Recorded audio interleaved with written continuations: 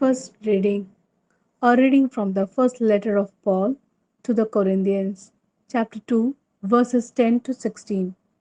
To us, though, God has given revelation through the Spirit, for the Spirit explores the depth of everything, even the depth of God. After all, is there anyone who knows the qualities of anyone except his own spirit within him? And in the same way, nobody knows the qualities of God except the Spirit of God.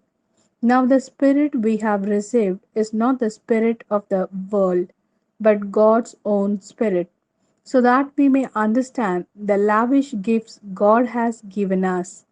And these are what we speak of, not in the terms learned from human philosophy, but in terms learned from the Spirit, fitting spiritual language to spiritual things. The natural person has no room for the gifts of God's Spirit. To him, they are folly. He cannot recognize them because their value can be assessed only in the Spirit. The spiritual person, on the other hand, can assess the value of everything, and that person's value cannot be assessed by anybody else. For who has ever known the mind of the Lord? Who has ever been his adviser? But we are those who have the mind of Christ. This is the word of Lord. Thanks be to God. A reading from the Gospel according to Luke, chapter 4, verses 31 to 37. He went down to Capernaum, a town in Galilee, and taught them on the Sabbath.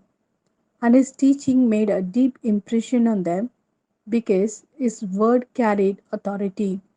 In the synagogues, there was a man possessed by the spirit of an unclean devil, and he shouted at the top of his voice, "Ha!